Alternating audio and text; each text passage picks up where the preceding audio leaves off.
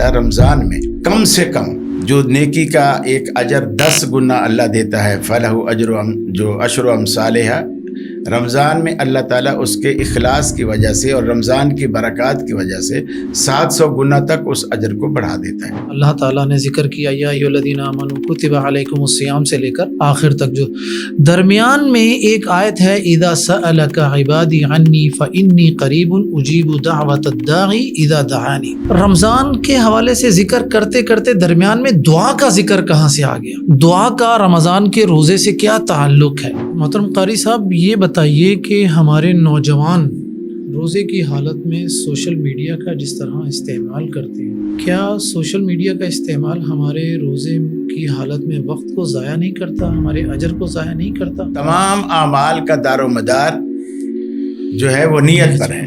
ये नहीं कि रोज़े का या नमाज का, हर अमल का दारोमदार नीयत पर। तो मैंने क्या वुज़ू अमल है कि नहीं? बोले हाँ अमल है। तो मैंने क्या इसकी आप क्या नीयत करेंगे?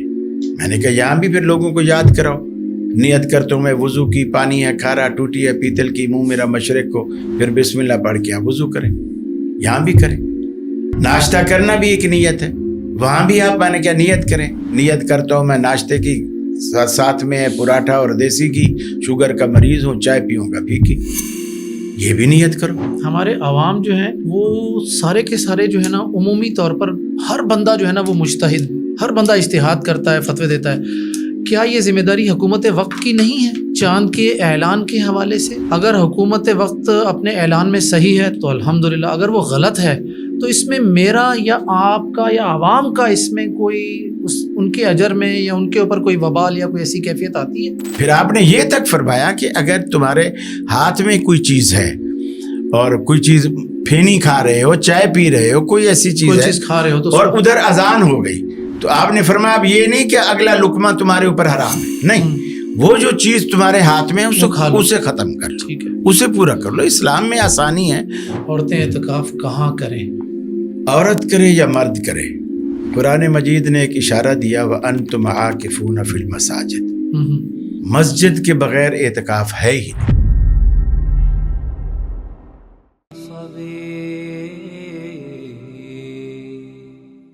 अस्सलामु अलैकुम वरहमतुल्लाहि वबरकातुहू। अऊज़ु बिल्लाहि मिनश्शैतानिर रजीम। बिस्मिल्लाहिर रहमानिर रहीम।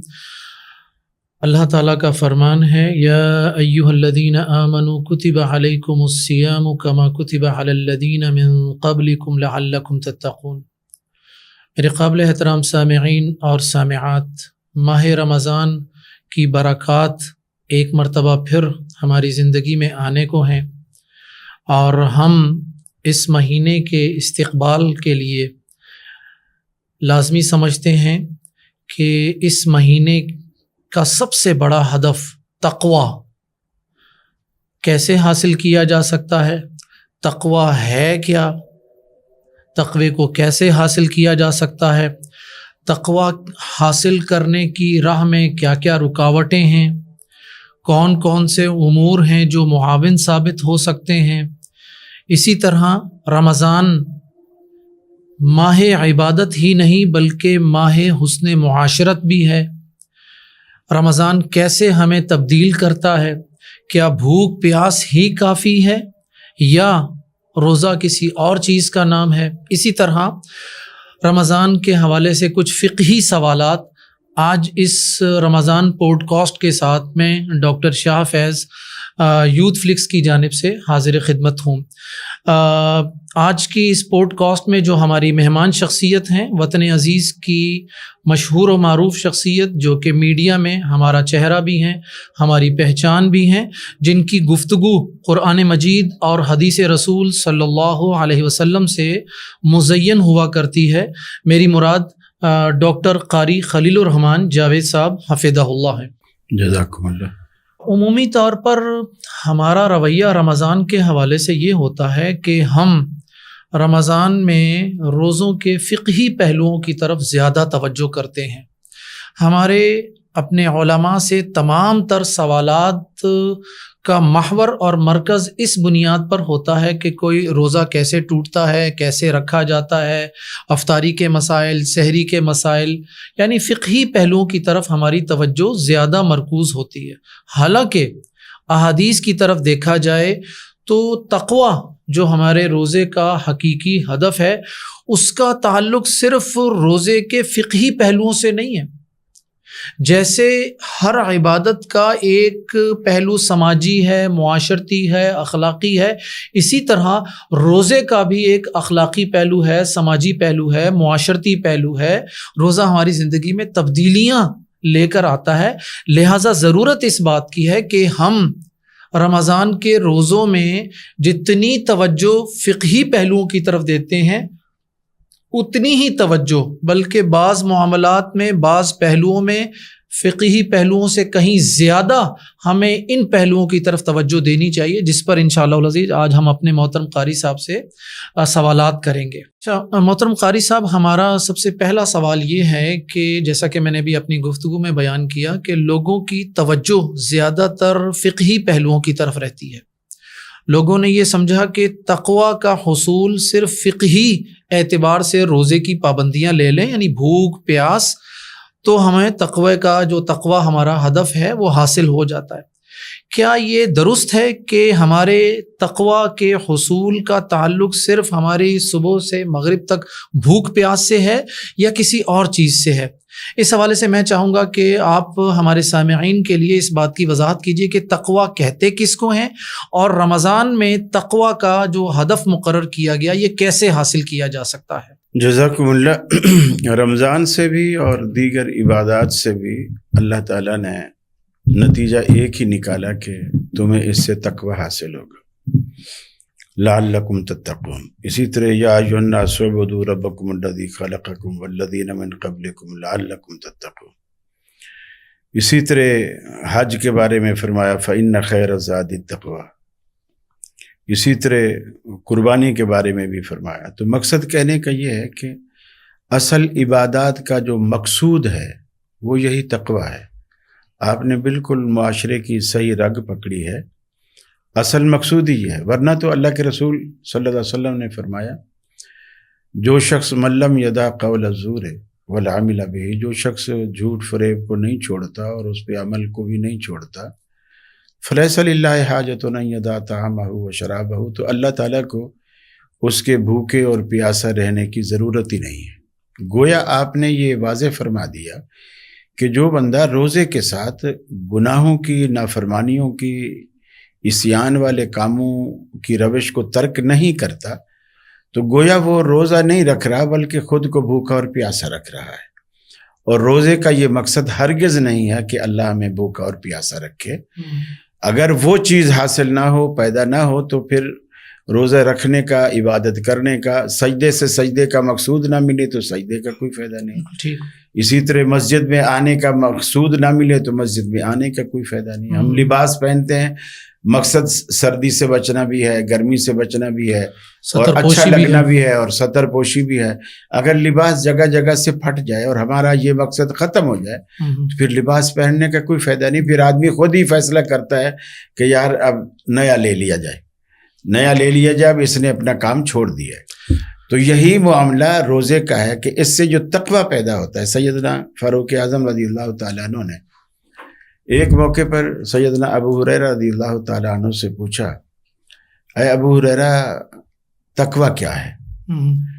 انہوں نے فرمایا کہ امیر المومنین آپ ہی بتا دیجئے۔ سیدنا فاروق اعظم نے اس سے پوچھا کہ یہ بتاؤ کہ تمہارا دنیا میں، راستے میں، سفر میں کبھی خاردار جھاڑیوں کے بیچ میں سے گزر ہوا، راستہ تنگ ہو اور کانٹے دار جھاڑیاں ہوں؟ انہوں نے کہا ہاں کئی دفعہ ہوا۔ فرمایا کہ پھر کیسے نکلتے ہو؟ انہوں نے کہا سب سے پہلے میں جسم بھی سکڑتا ہوں، کپڑے بھی اکٹھے کرتا ہوں، اس طرح سکڑ جاتا ہوں کہ کہیں میں کانٹوں سے میرا لباس الجھ نہ جائے، اور بچ بچا کے سر نیچے کر کے کپڑے سمیٹ کے میں اس میں سے نکلتا ہوں۔ سیدنا فاروق اعظم رضی اللہ تعالیٰ عنہ نے فرمایا کہ اسی چیز کا نام تقوی ہے کہ دنیا ایک خاردار جھاڑی ہے جہاں شیطان نے اپنے جال قدم قدم پر بچھا رکھے ہیں، اور اس جھاڑی سے بچا کے، خود کو بھی بچا کے، لباس کو بھی بچا کے ان سے الجھے بغیر اس سے نکل جانے کا نام تقویٰ ہے، تاکہ حقیقی نقصان سے بچا جا سکے. حقیقی نقصان سے بچا جا سکے. تو اس سے اصل جو مقصود اس سے یہ ہوتا ہے کہ انسان جب گناہوں سے بے رغبت ہوتا ہے اور نیکی کی طرف راغب ہوتا ہے، یہ وہ جذبہ ہے جسے علماء تقوی کا نام دیتے ہیں کہ آدمی، اور یہ جب پیدا ہوتا ہے جب اس کے دل میں اللہ کی عدالت میں پیشی کا احساس ہو کہ میں نے مرنا ہے، اللہ کے سامنے پیش ہونا ہے اور اللہ کے سامنے جواب دہ ہونا ہے اور اس نے پوچھنا ہے. بس یہ مسئولیت کا جو خوف اس کے دل میں آتا ہے، اس مسئولیت کے خوف سے یہ دو چیزیں خود بخود پیدا ہوتی ہیں. وہ عصیان سے بچتا ہے اور نیکی کی طرف، اس کی رضا و رغبت کی طرف انسان خود راغب ہوتا ہے.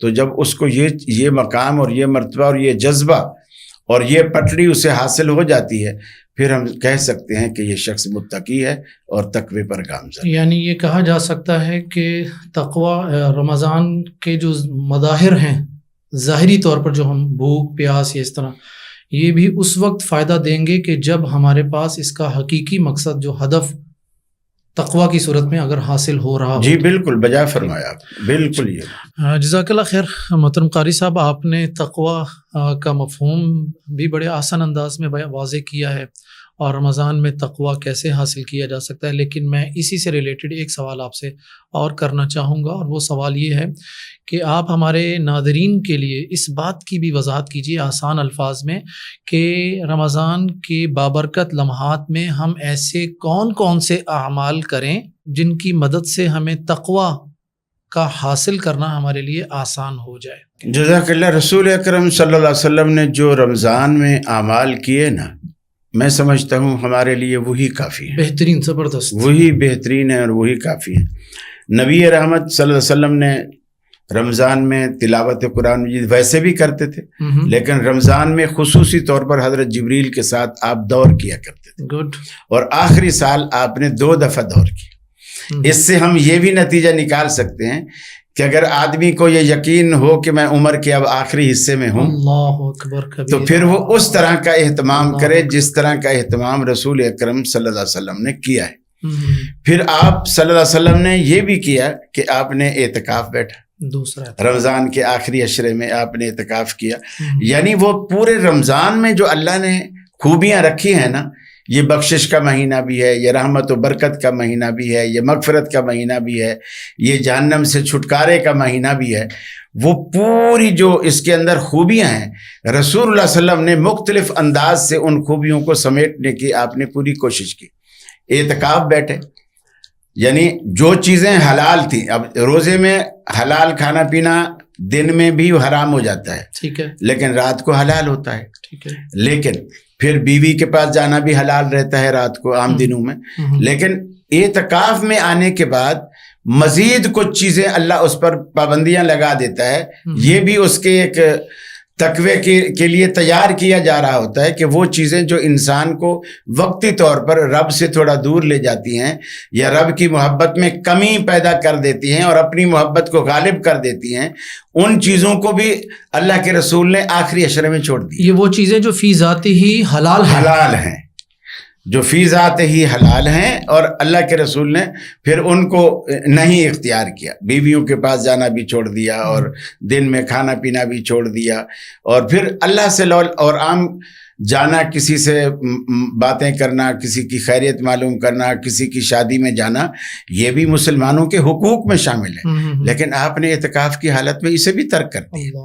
اللہ یہ کہ کوئی راستے میں آپ کو راہ چلتے کوئی مل گیا تو آپ نے خیریت پوچھ لی، لیکن اہتمام سے آپ نے ایسا نہیں کیا کہ ان کے پاس ایسا گئی ہوں. یعنی اس کا مطلب یہ ہے کہ اب جو رمضان میں جو کمائی کی جا رہی ہے، وہ جو عام دنوں میں کمائی کی جا رہی تھی، حالانکہ وہ بھی کوئی معمولی نہیں تھی. بالکل. کہ اللہ کے رسول نے فرمایا اگر کوئی صبح کسی مسلمان کے پاس تیمارداری کے لیے جاتا ہے تو شام تک اللہ، اور اگر شام کو جاتا ہے تو صبح تک اللہ کے 70,000 فرشتے اس کی بخشش کے لیے اور اس کی رحمت کے لیے دعائیں کرتے ہیں. یہ کوئی کم فائدہ نہیں تھا. لیکن رمضان میں فائدہ اس سے بھی کہیں زیادہ تھا. اور بہترین سمجھدار تاجر وہی ہوتا ہے جو زیادہ سے زیادہ کم وقت میں پرافٹ سمیٹنے کی کوشش کرتا ہے, اور رسول اللہ صلی اللہ علیہ وسلم نے یہی کیا. اور قرآن کے ساتھ رشتہ رکھا, عبادات کے ساتھ رشتہ رکھا, نوافل کے ساتھ رشتہ رکھا, اور یکسوئی کے ساتھ اعتکاف کر کے بیٹھ گئے, بیوی سے دور, بچوں سے دور, ملنا ملانا سب کچھ چھوڑ دیا. البتہ وہ جو چیزیں ایک مسجد کے اندر رہتے ہوئے آدمی کر سکتا ہے, کسی نے مسئلہ پوچھ لیا تو آپ نے بتا دیا, جو جائز امور ہیں وہ آپ کے رہے. باقی ہر طرف سے کٹ کر وہ جو جیسے ان ابراہیم, وہ قرآن مجید میں آتا ہے کہ ابراہیم علیہ الصلوۃ والسلام حنیف تھے, یعنی یکسو تھے, اللہ کے ساتھ تعلق جوڑنے والے اللہ ہی کے تھے. تو اسی طرح رسول اکرم صلی اللہ علیہ وسلم نے رمضان میں یہ سارا کچھ کیا. صدقات آپ کا ایسا بارش کی طرح برسنا, چیز صدقات آ گئی, جی ہو گیا, بارش کی طرح آپ کا صدقات جو ہے وہ برستے تھے, اور اتنی زیادہ, اس لیے کہ حدیث میں یہ بھی آتا ہے کہ اللہ تعالیٰ رمضان میں کم سے کم جو نیکی کا ایک اجر 10 گنا اللہ دیتا ہے, فلہ اجر جو عشر امثالہ. رمضان میں اللہ تعالیٰ اس کے اخلاص کی وجہ سے اور رمضان کی برکات کی وجہ سے 700 گنا تک اس اجر کو بڑھا دیتا ہے. تو یہ بھی ایک جو بہترین جو سمجھدار تاجر ہے وہ بھی سمجھتا ہے کہ یار یہی تو سیزن ہے میرا کمانے کا, یہی کمائی کا سیزن ہے, تو وہ سیزن کو کوئی بھی عقل مند تاجر ضائع نہیں کرتا. تو رسول اللہ صلی اللہ علیہ وسلم نے امت کو یہی تنبیہ کی. اور پھر مختلف چیزوں میں جیسے روزے کا فدیہ رکھا, ایک مرضعہ ہے, دودھ پلانے والی ہے, حاملہ ہے, وہ روزہ نہیں رکھ سکتی, تو اللہ کے رسول نے اس میں فدیے اس طرح کے رکھ دیے کہ اس کا روزہ ہو جائے اور دوسرے کی ہیلپ ہو جائے, دوسرے کی مدد ہو جائے. فرمایا کسی غریب کو ففدیۃ طعام مسکین, ایک مسکین کا کھانا کھلا دو. تو یہ اس کے ساتھ, یعنی یہ چھوٹے چھوٹے اعمال ہیں جو مشکل بھی نہیں لگتے, بھاری بھی نہیں پڑتے, اور انسان اس کو آسانی سے کر بھی لیتا ہے, دوسرے کی ہیلپ بھی اسی میں ہو جاتی ہے. اب عید آئے گی, چلو عید کے لیے ہم اپنے جوڑے بناتے ہیں, اور خواتین کہتی ہیں یہ تو میں پہلے دن پہنوں گی, تو دوسرے دن میں کیا پہنوں گی, تو گویا 3 دن عید ہوتی ہے تو میرے 3 جوڑے تو آنے چاہیے. چلو آپ کسی غریب کے بچے کے لیے 3 جوڑے نہ لائیں, کم از کم ایک جوڑا لے آئیں. وہ پہلے دن جب بچہ پہنے گا اور اس کے چہرے پہ جو مسکراہٹ آئے گی, وہ مسکراہٹ جو آخرت میں قیامت والے دن اللہ آپ کو دے گا, اس کی کوئی قیمت کا اندازہ نہیں. بالکل ٹھیک. شیخ یہ بھی بتائیے, اس سے پہلے شیخ صاحب نے جو ہمیں بتایا, ایک تو رمضان میں قرآن کی تلاوت, قرآن کا سننا, تلاوت کا سننا اور تلاوت کا کرنا, نمبر 1. نمبر 2, کوشش کیجئے کہ صدقات اپنے ہر روزے کو کسی نہ کسی صدقہ سے مزین کیجئے. اللہ تعالیٰ کو کوانٹیٹی نہیں چاہیے, مقدار نہیں چاہیے, آپ کچھ بھی دیں لیکن اخلاص کے ساتھ دیں. دوسری چیز یہ ہو گئی. تیسری چیز شیخ صاحب نے بتائی کہ اعتکاف کی صورت میں جو آخری عشرہ جو ہے ہم اس کو مزید خوبصورت بنا سکتے ہیں. شیخ صاحب ایک چیز یہ بتائیے, کسی کو افطار بھی کرا سکتے, ہاں افطار بھی کروا سکتے ہیں, افطار کا اور فدیے کی کچھ باتیں بھی کی, اور نماز میں اگر چاہیں اضافہ تو وہ تراویح بھی لے آئیں. بالکل تراویح بھی, اس میں تراویح جو کہ ہماری نماز تہجد یا قیام اللیل جس کے مختلف نام ہیں ان کو بھی ہم لے سکتے ہیں. اچھا محترم قاری صاحب, ایک بات کی وضاحت اور کیجئے, جہاں آپ نے تقوی کے حصول کے لیے تلاوت قرآن اور اس طرح دیگر جو اعمال ہیں ان کا ذکر کیا آپ نے. قرآن مجید میں سورۃ البقرہ کی وہ آیات جس میں روزے کے حوالے سے اللہ تعالیٰ نے ذکر کیا, یا ایھا الذین آمنوا کتب علیکم الصیام سے لے کر آخر تک, جو درمیان میں ایک آیت ہے, اذا سألک عبادی عنی فانی قریب اجیب دعوت الداعی اذا دعانی. رمضان کے حوالے سے ذکر کرتے کرتے درمیان میں دعا کا ذکر کہاں سے آ گیا؟ دعا کا رمضان کے روزے سے کیا تعلق ہے؟ اس بات کی وضاحت کیجیے. اصل میں جب بندہ روزے کی حالت میں ہوتا ہے نا, جیسا کہ حدیث میں آتا ہے کہ روزے دار کی منہ کی بو اللہ کو کستوری سے بھی زیادہ محبوب ہے.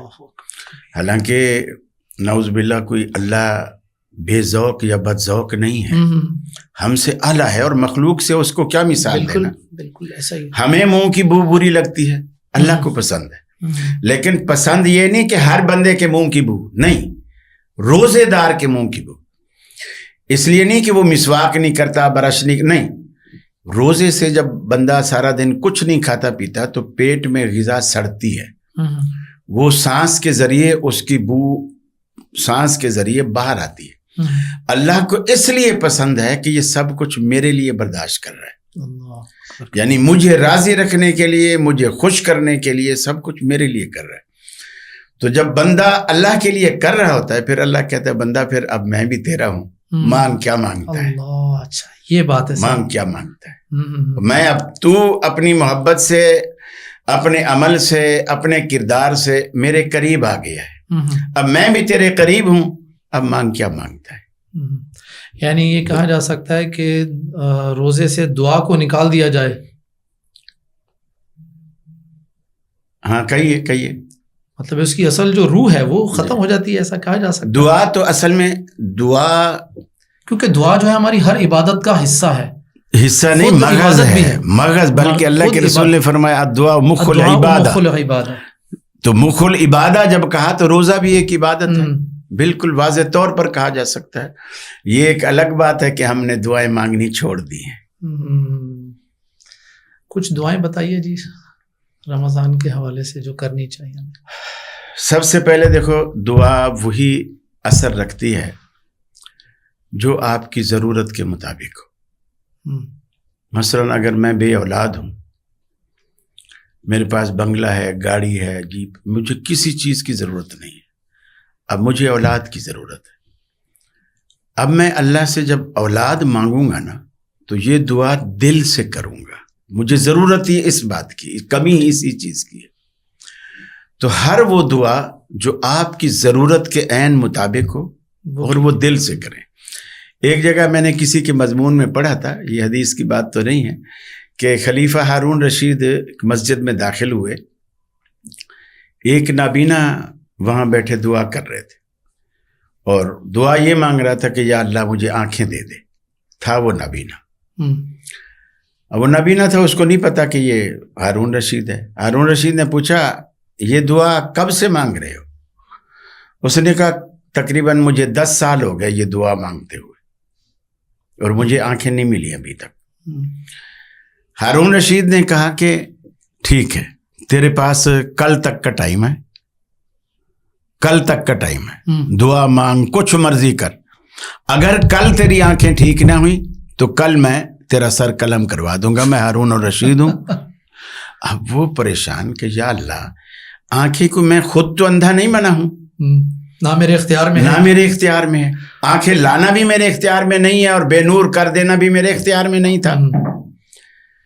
اب جو اس نے دعا مانگنی شروع کی نا, وہ رو رو کے, اللہ یہ تو مجھے مار دے گا, میری آنکھیں لوٹا دے. اگلے دن کہتے ہیں جب ہارون رشید آیا تو وہ آنکھوں والا تھا. اصل میں وہ جو 10 سال سے مانگ رہا تھا نا, وہ دل سے نہیں مانگ رہا تھا, رسمن مانگ رہا تھا, یقین بھی نہیں تھا اور رسمن مانگ رہا تھا.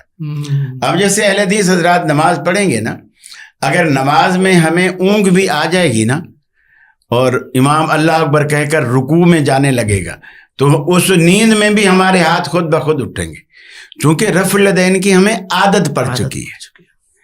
تو یہ جو رسمی دعائیں ہوتی ہیں نا, جو عموماً لوگوں کے مساجد میں ہر مصلی پر ہر نماز کے بعد امام بیٹھتا ہے, 2 منٹ کے لیے کیا اور ایسے ہاتھ پھینکے اور پھر اٹھ کے چلے گئے, یہ کوئی دعا نہیں ہے. ٹھیک, دعا وہی ہے جو آپ کی ضرورت ہو اور دل کی اتھاہ گہرائیوں سے اور اس یقین سے مانگے یا اللہ یا تو یہ چیز مجھے دے یا پھر اپنے سوا کوئی در بتا جہاں میں جا کر یہ چیز مانگوں. یعنی رمضان ہماری دعاؤں کی قبولیت کا مہینہ ہے. اوکے, اچھا شیخ یہ بھی بتائیے کہ جیسا کہ آپ نے اپنی گفتگو کے شروع میں تقویٰ کے حوالے سے کچھ باتیں کی, تو ذرا یہ بھی بتائیے کہ ہماری جو غصہ جو ہم بہت زیادہ کرتے ہیں اپنے گھر میں بھی, گھر سے باہر بھی, اسی طرح ہماری زبان کا بلا محابہ اور غیر محتاط استعمال ہے, اسی طرح ہماری نگاہ, ان تینوں چیزوں کو ہم کیسے کنٹرول کر سکتے ہیں تاکہ رمضان کا اجر ضائع نہ ہو ہمارا؟ پہلی بات تو یہ ہے کہ ان عوامل سے دور رہیں جو ہمیں غصہ دلاتے ہیں. وہ بات گھر میں بیگم کو بھی سمجھا دے کہ تمہیں پتہ ہے مجھے اس چیز سے چڑ ہے، یہ میرے سامنے نہیں لانا، مجھ سے یہ بات نہیں کرنا. تو ان عوامل سے جب بچے گا غصہ خود بخود نہیں آئے گا. دوسری بات وہ یہ دل میں تہیہ کر لے کہ یار روزہ رکھنے کو مجھے کہا کس نے ہے، میں بھوکا اور پیاسا کس کے لیے ہوں. پھر جب اس کے ذہن میں یہ بات آئے گی کہ یہ سب کچھ میں اللہ کے لیے کر رہا ہوں، تو غصے کو کس نے حرام کیا ہے؟ اسی رب نے کیا ہے. تو وہ پھر اس کو قدرتی طور پر ہیلپ ہوگی اللہ کی طرف سے کہ وہ خود بھی غصے سے بچنے کی کوشش کرے گا. یہ ہمارا معاشرہ کچھ اس طرح کا ہو گیا ہے، ہم نے روزے کو مذاق بنا دیا ہے. بلکہ بہت سارے لوگ گھروں میں کہہ رہے ہوتے ہیں کہ ابھی بیٹا دادے سے دور رہنا، اس نے روزہ رکھا ہوا ہے. یعنی وہ دادا روزہ رکھ کر چڑچڑا ہو جاتا ہے، چھوٹے چھوٹے بچوں کو مار رہا ہوتا ہے. اسی طرح کوئی دکاندار ہے، اسی طرح کوئی مولوی ہے، کوئی مسئلہ پوچھنے آئے گا کاٹ کھائے گا. پھر اس کو طالب علم روک رہے ہوتے ہیں استاد جی کے پاس نہیں جانا، استاد جی کو روزہ لگا ہوا ہے.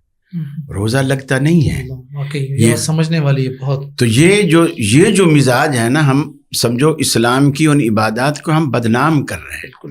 حالانکہ روزے کا مقصد تو غصے کو ختم کرنا تھا، اور ہم روزہ رکھ کر غصہ پیدا کر رہے ہیں، غصہ لا رہے ہیں. تو گویا ہم اس روزے کے مقصد کو جو تقوی حاصل کرنے والا تھا، وہ تو پھر مقصد ہی ہم کھو بیٹھے ہیں. تو یہ وہیں پیدا ہوتا ہے جہاں لوگ اس کے مقصد کو نہیں سمجھتے.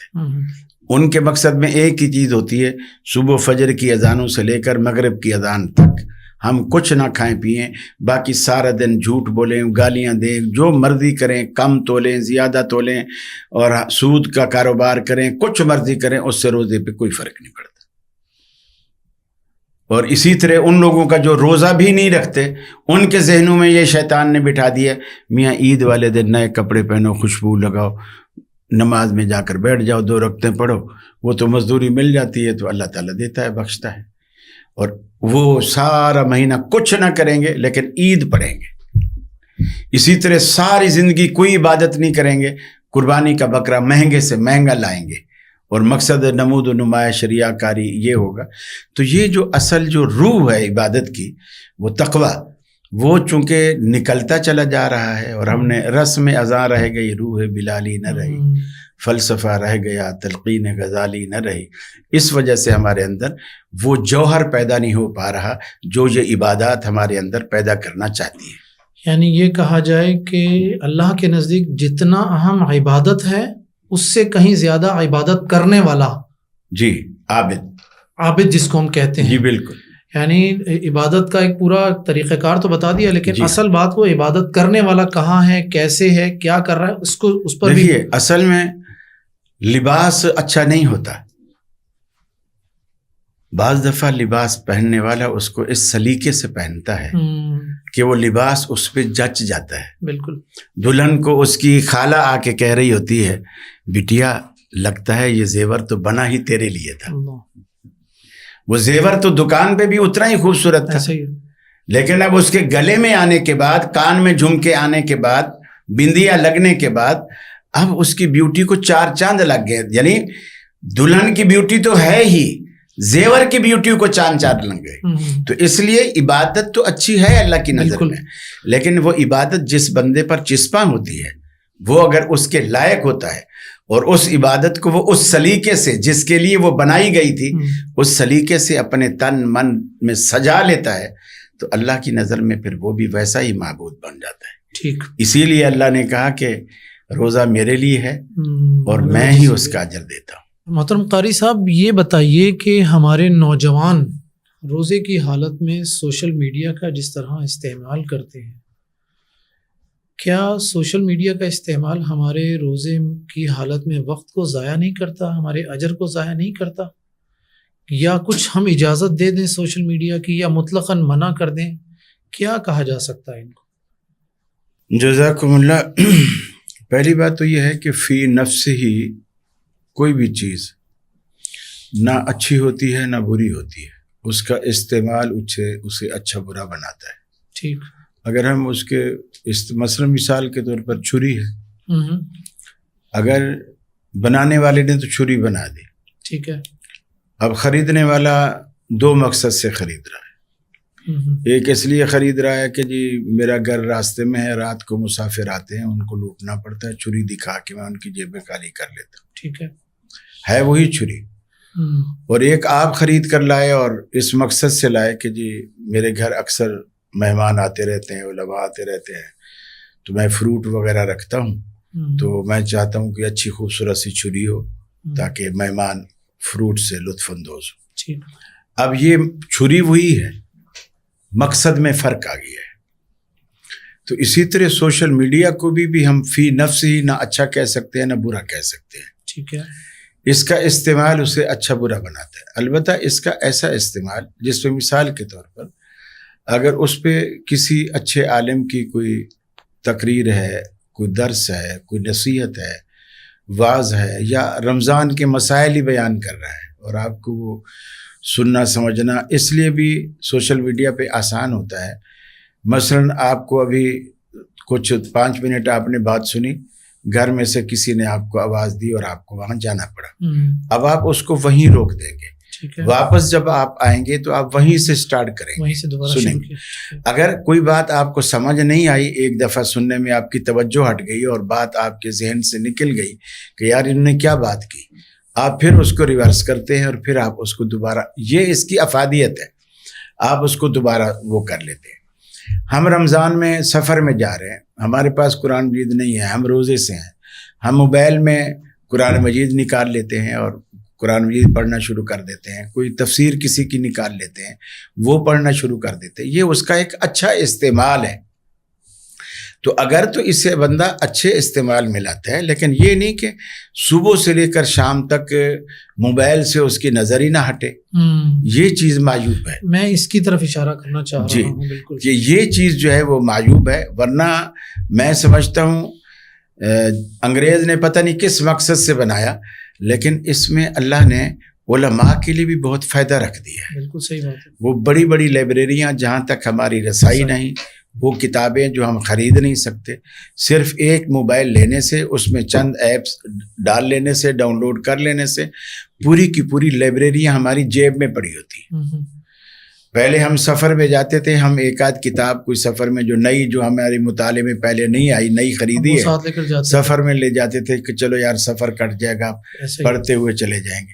اب ہم اس لیے نہیں جاتے کہ یہ ایک کتاب کو کیا کریں گے, ہماری جیب میں پوری لائبریری پڑی ہوئی ہے, ہزاروں کتابیں موجود ہیں. تو اگر آدمی اس سے اچھا فائدہ اٹھانا چاہے تو وہ بالکل اٹھا سکتا ہے. لیکن کلی وقت جیسے بارش ہے, رحمت ہے, یہی چیز اگر اپنی مقدار سے بڑھ جائے تو یہی زحمت بن جاتی ہے. اللہ آپ کو جزائے خیر دے. یہ سب سے بہترین بات ہے, یہی عذاب بن جاتا ہے. تو ہر چیز کو اس کی مقدار میں اور اس کے دائرے کے اندر. غذا اچھی سے اچھی آپ کھائیں, لیکن آپ ایسا کھائیں کہ بالکل یہاں تک آ جائیں اور پتہ چلے ابھی تو آپ کھا گئے اور 15 منٹ بعد آپ نے الٹیاں شروع کر دی, تو غذا بھی ضائع, آپ کی تکلیف پریشانی وہ الگ. تو ہر چیز کو ایک دائرے میں ایک اپنا شیڈول بنانا چاہیے.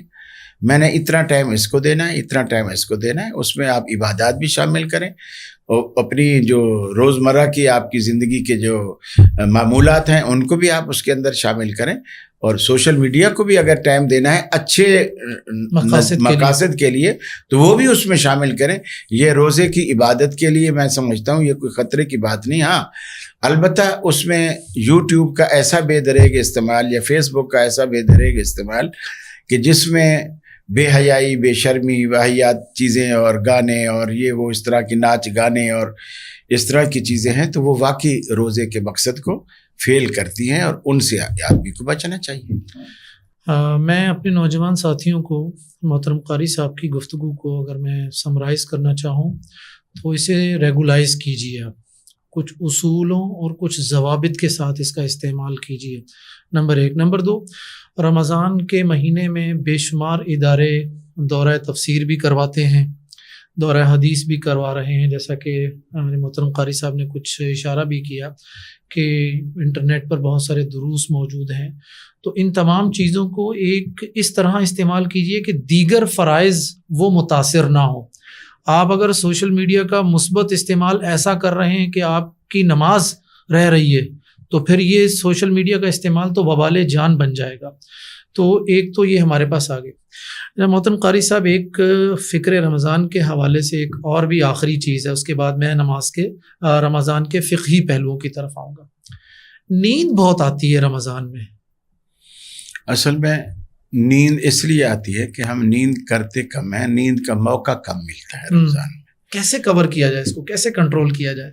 ویسے اس میں کوئی حرج نہیں، اگر آپ کی کوئی ایسی ڈیوٹی نہیں ہے اور آپ فجر کے بعد سو جاتے ہیں اور 10 11 12 بجے تک آپ فریش ہو جاتے ہیں، تو میں سمجھتا ہوں اس سے روزہ بھی اچھا، چونکہ نیند میں روزہ نہیں لگتا۔ ٹھیک ہے۔ ویسے تو خیر اب جو رمضان آ رہا ہے، سردیوں کا رمضان ہے، تو یہ ویسے بھی نہیں لگے گا، باقی اس سے روزہ بھی اچھا گزر جاتا ہے اور آدمی فریش ہو جاتا ہے اور رات کے لیے تیار ہو جاتا ہے۔ رمضان میں جو رات کی شب بیداری ہے نا، اس سے بہتر کوئی بیداری نہیں۔ شب بیداری جو رمضان، اصل میں ایک تو دن بھر انسان روزہ رکھ کر بیٹھا ہوتا ہے، اور اس کے بعد جب بندہ ایک مزدوری کر لیتا ہے نا، پھر شام کو اس کو امید ہوتی ہے کہ سیٹھ مجھے مزدوری دے گا۔ بالکل۔ تو جب بندہ اللہ کی بندگی کر کے بیٹھا ہوتا ہے، اس کو راضی کر کے بیٹھا ہوتا ہے، اس کو یہ امید ہوتی ہے۔ اسی لیے اللہ تعالیٰ نے یہ جو رمضان کے بہانے سے تراویح اور قیام رمضان اور تہجد اور یہ چیزیں رکھ دی، اور حالانکہ اللہ کے رسول عشاء ویسے پڑھتے تھے، لیکن یہ ایک اضافی عبادت رکھ دی، اور اس کا فائدہ بھی اضافی رکھ دیا کہ من قام رمضان ایمانا و احتسابا غفر له ما تقدم من ذنبه، تو اس کے گزشتہ سارے گناہ اللہ تعالیٰ معاف کر دیتا ہے اگر وہ ایمان کی حالت میں اور اللہ تعالیٰ کی خوشنودی چاہنے کے لیے اس بندگی کو بجا لاتا ہے، تو اللہ تعالیٰ یقیناً اس کو وہ چیز دے دیتا ہے جس کو وہ بجا لا رہا ہے۔ اور یہی چھوٹی چھوٹی چیزیں، اب آپ نے فرمایا من صام رمضان ایمانا و احتسابا غفر له ما تقدم، لیکن روزے میں یہ ہے کہ صبح سے شام تک اس کو بھوکا پیاسا رہنا پڑتا ہے۔ تراویح میں صرف 1 گھنٹہ لگتا ہے، ایسے ہی، لیکن وہ روز لگتا ہے۔ پھر اس چیز کو مزید ہلکا کیا، اجر وہی رکھا، من قام لیلۃ القدر ایمانا و احتسابا غفر له ما تقدم من ذنبه۔ اب وہ ایک ہی رات ہے، وہ تلاش ہمیں 5 راتوں میں کرنا ہے، لیکن ان 5 راتوں میں کوئی ایک رات ہے۔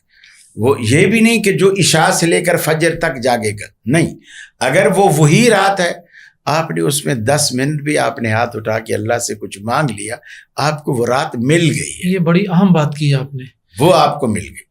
یہ بہت اہم بات کی، اس لیے کہ ہمارے لوگوں کے پاس یہ مغالطہ ہے کہ جی جو لیلۃ القدر ہے وہ پوری رات جاگنا، مستقل اس پر، یہ نہیں۔ باقی یہ ہے کہ اگر آپ سو کے بھی گزار رہے ہیں نا، لیکن آپ نے الارم لگا دیا ہے کہ میں نے 3 بجے اٹھنا ہے، پھر کوئی حرج نہیں ہے، اچھی بات ہے۔ ٹھیک ہے۔ آپ تسبیح سے تھک گئے، نفل پڑھنے لگ گئے، نفل سے تھک گئے، قرآن پڑھنے بیٹھ گئے، قرآن سے تھک گئے، دعا مانگنے بیٹھ گئے۔ یہ مختلف ادائیں، اصل میں اسلام، میں سمجھتا ہوں، جو میری ایک طالب علم والی ایک رائے ہے، اسلام کیا ہے؟ اللہ کے محبوب کی جتنی ادائیں ہیں ان کو اختیار کر، ان اداؤں پہ بندہ عمل پیرا ہو جائے، یہی سارا اسلام، زبردست، بہترین، یہی اصل اسلام ہے۔ اور نبی مکرم نے رمضان میں سب کچھ یہی کیا، اور میں سمجھتا ہوں ہمارے لیے تو اللہ تعالیٰ نے اور آسانی کر دی۔ روزے میں سارا دن بھوکا پیاسا رہنا پڑتا ہے، تراویح میں بھی کھڑے ہو کے 1 گھنٹہ قیام کرنا پڑتا ہے، لیلۃ القدر میں بھی چلو شب بیداری کرنی پڑتی ہے۔ اللہ کے رسول نے ایک اور بات فرمائی، یعنی وقت کم سے کم، انویسٹمنٹ بھی کم سے کم، پرافٹ وہی ہے۔ آپ نے فرمایا اذا قال الامام غیر المغضوب علیہم ولا الضالین قولوا آمین فإنه من وافق تأمینہ تأمین الملائکۃ غفر له ما تقدم من ذنبہ۔ چھوٹا سا عمل، بالکل چھوٹا سا آمین، اتنا ایک عمل ہے۔ فرمایا جب تم آمین کہتے ہو، اللہ کے آسمانوں پہ فرشتے بھی آمین کہتے ہیں، اور جن کی آمین فرشتوں کی آمین سے باہم ایک ہو گئی، یکجان ہو گئی، اس کے تو گزشتہ گناہ رہتے ہی نہیں ہیں، اللہ تعالیٰ مٹا دیتا ہے۔ تو یہ چھوٹے چھوٹے موقع ہوتے ہیں، انہیں ضائع نہیں جانے دینا چاہیے۔ نہ معلوم کس موقع پر، کس وقت اللہ تعالیٰ بس دینے پر تلا ہوا ہو اور بندہ ہاتھ پھیلا دے اور اللہ کہے لا میرے بندے لے جا۔ یعنی آپ یہ کہنا چاہتے ہیں کہ نیند اس کا روزے سے کوئی کلیش نہیں ہے؟ نہیں، ٹھیک ہے بالکل. لیکن ہم جو روزے کی حالت میں جو قیمتی اوقات ہیں اس میں جاگنے کے لیے کسی اور وقت اگر اپنی نیند پوری کریں جو کہ ہمارے لیے ہمارا جسم کا بھی حق ہے, ہم پر حق ہے, تو یہ کر لینا چاہیے. بالکل کرنا چاہیے. حالانکہ دیکھو جو آخری عشرہ ہے نا, اللہ کے رسول نے آخری عشرے میں بھی رات کو سونے سے صحابہ کو منع نہیں کیا. جی بالکل ایسا ہی ہے کہ بھئی اب تم گھر سے آ گئے ہو, اب سونے کی یہاں اجازت نہیں ہے مسجد میں. بالکل ٹھیک. جیسے بعض لوگوں کا نقطہ نظر ہے کہ مسجد میں سونا نہیں چاہیے, اور اگر سوو تو ضرور اعتکاف کی نیت ہی کر کے سوو یا بیٹھو یا کھانا پیا کرو. اللہ کے رسول نے ایسی پابندی صحابہ کرام پر نہیں لگا. صحیح سوتے, حتیٰ کہ آپ نے چارپائی ڈلوا دی مسجد میں اپنے اعتکاف کے لیے. تو اللہ کے رسول نے ان چیزوں کو, اصل میں عبادت وہ عبادت ہے ہی نہیں جس میں آپ کسی کا حق مار رہے ہیں, وہ عبادت ہی نہیں ہے. حضرت عبداللہ بن عمر کے بارے میں حضرت عمر نے رسول اللہ صلی اللہ علیہ وسلم سے شکایت کی اپنے بیٹے کے بارے میں. پہلے بہو سے پوچھا, بہو ہمارے بیٹے کے بارے میں کیسا ہے؟ انہوں نے کہا راتوں کو عبادت کرتا ہے اور دن کو روزے رکھتا ہے.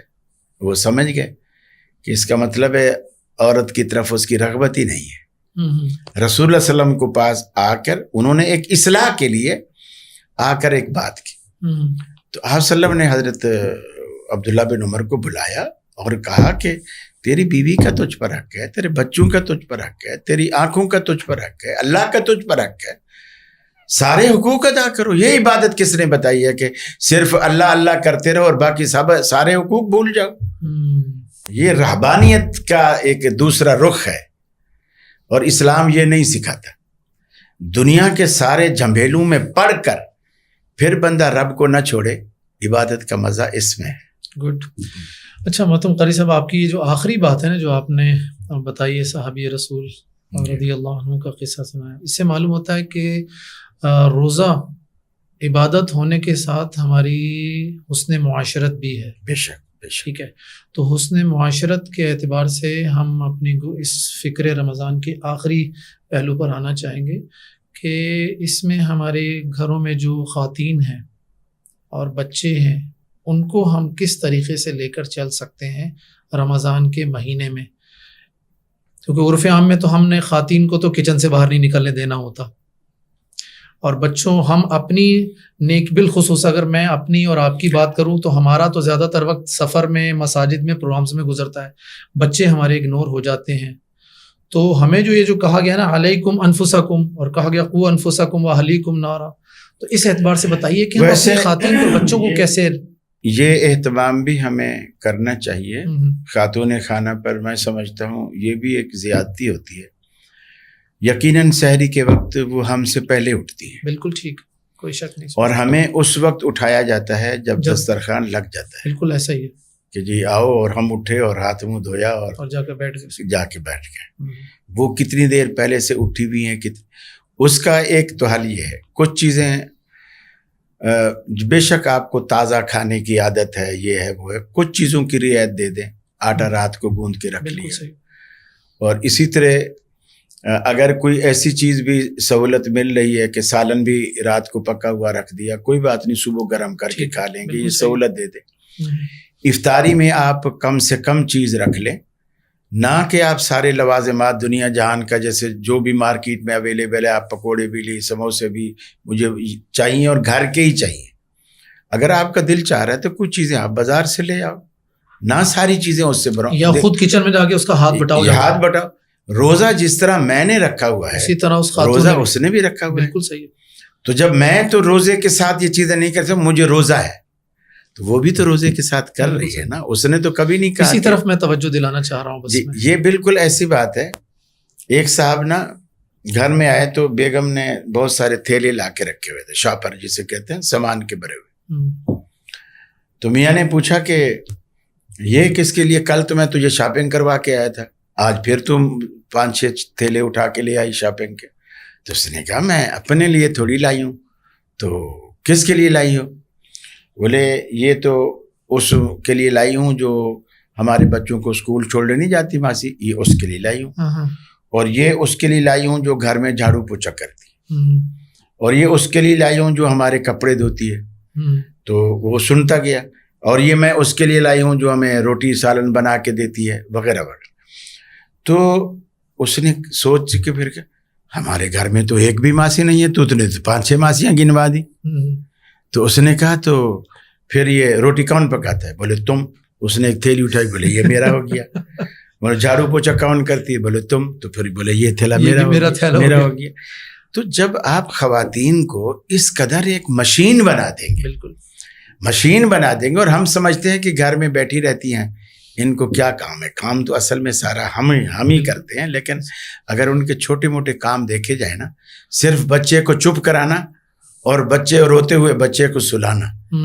ایک دن بچہ باپ سلا کے تو دیکھے نا, پتہ چلے کہ بچے کو سلانا اور پالنا کیسا ہے. بالکل ٹھیک. تو یہ چیزیں میرا خیال ہے ہمیں سہولت دینی چاہیے خواتین کو, اور ایک دم جلاد بن کے نہیں کھڑا ہو جانا چاہیے, بلکہ محبت سے گاڑی کے دونوں پہیوں کو ساتھ ساتھ لے کے چلنا چاہیے. تو میرا خیال ہے آسانی رہے گی دونوں کے لیے. باقی خاتون خانہ کو اللہ اس میں اجر دیتا ہے جب وہ ہمیں یہ موقع دیتی ہے کہ تم کوئی بات نہیں باہر کا کام کر کے آؤ, پیچھے گھر کو میں دیکھ لوں گی. تو یہ اس کا یہ عمل اور یہ نیت جو ہے وہ نیکی سے خالی نہیں ہے. پھر جب وہ روزے کی حالت میں ہمارے لیے بھی اور اپنے لیے بھی افطاری کا سحری کا بندوبست کر رہی ہے, یقیناً ہم سے وہ اچھا اور زیادہ اجر پا رہی ہے. بالکل صحیح. اپنے روزے کا بھی پا رہی ہے, کسی کو افطار کرانے کا بھی اجر ہے وہ بھی پا رہی ہے.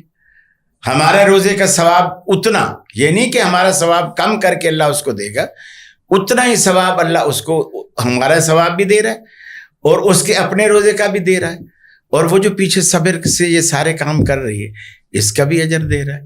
وہ تو ایک ہی دن میں گویا 5-6 روزوں کا ثواب کما رہی ہے, اور ہم بے شک مسجد میں جا کے واز کر کے آتے ہیں, ہم شاید ایک ہی روزے کا ثواب لے کے جاتے ہیں.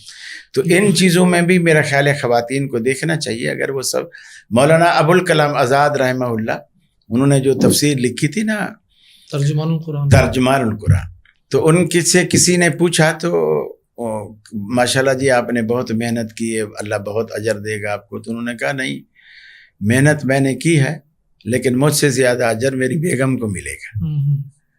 کہ میں گرمی کے دن, اس زمانے میں بجلیاں وغیرہ یہ چیزیں نہیں ہوتی تھی, وہ ہاتھ والے پنکھے چلتے تھے, کہ میں بولے تفسیر لکھتا تھا اور یہ مجھے اٹھنے نہیں دیتی تھی, گرمی سے بھی وہ پنکھا چلاتی رہتی تھی. مجھے پیاس لگ رہی ہے تو پانی لا رہی ہے, گرمی لگ رہی ہے تو پنکھا چلا رہی ہے, مجھ سے زیادہ محنت تو اس کی ہے. تو خواتین یہ نہ سمجھا کریں کہ وہ جو میاں کام کر رہا ہے ہم نے وہ تو نہیں کیا. بعض دفعہ آپ اس سے بھی بہتر کام کر رہی ہوتی ہو 4 دیواری کے اندر. مجاہد میدان میں جا کے زخمی ہوتا ہے, آپ جب اسے تیار کر کے بھیجتی ہو, آپ کو اللہ گھر میں بیٹھے وہی اجر دے رہا ہوتا ہے. تو اس لیے ان کو دل چھوٹا نہیں کرنا چاہیے. اس میں بچوں کے حوالے سے بھی کچھ نصیحت کیجیے کہ بچوں کے ساتھ ہم کیا کریں. خواتین کا تو آپ نے بتا دیا. پہلی بات یہ ہے کہ بچے بڑوں سے اثر لیتے ہیں. ہمیں ایسے کام گھروں کے اندر کرتے رہنا چاہیے جو ہم چاہتے ہیں کہ ہمارے بچوں کے اندر اس کی عادت بنے. کچھ نوافل ہم گھر کے اندر پڑھیں, گھر کے اندر ادا کریں. صبح صبح قرآن مجید ہم گھر کے اندر پڑھیں, اور یہ اسی طرح جب دسترخوان پہ بیٹھیں, بیٹا ابھی باتیں نہیں کرو, اللہ سے دعا مانگو, اللہ سے دعا مانگو. وہ تو یہ چھوٹی چھوٹی باتیں ہیں, بچے سیکھتے ہیں. آپ نہیں بھی بولیں گے نا, اگر آپ خود ہی دعا مانگنے بیٹھ گئے ہیں افطار سے پہلے, تو میں سمجھتا ہوں اگر بچے سمجھدار ہیں وہ ضرور نقل کریں گے. میں دیکھتا ہوں اہل حدیثوں کے بچے جب نماز پڑھتے ہیں وہ ایسے رفع الیدین کر رہے ہوتے ہیں, رفع الیدین کر رہے ہوتے ہیں لاشعوری طور پر. انہیں یہ مسئلہ نہیں معلوم کہ بھی ہمیں ایسے, وہ سمجھتے ہیں نماز نام ہی اسی چیز کا, ایسے کرو ایسا ہی. وہ اس طرح یعنی بچے جو ہیں وہ بڑوں سے اثر لیتے ہیں. تو لہذا اگر گھر میں ہم اچھے اثرات چھوڑیں گے تو بچوں میں خود بخود وہ ودیت ہوتی ہیں اور خود بخود بچوں میں رائج ہوتے ہیں. یعنی بچوں میں ہم نے اپنے عمل کے ذریعے تبلیغ کرنی, دعوت دینی. بالکل. اللہ آپ کو جزائے خیر دے.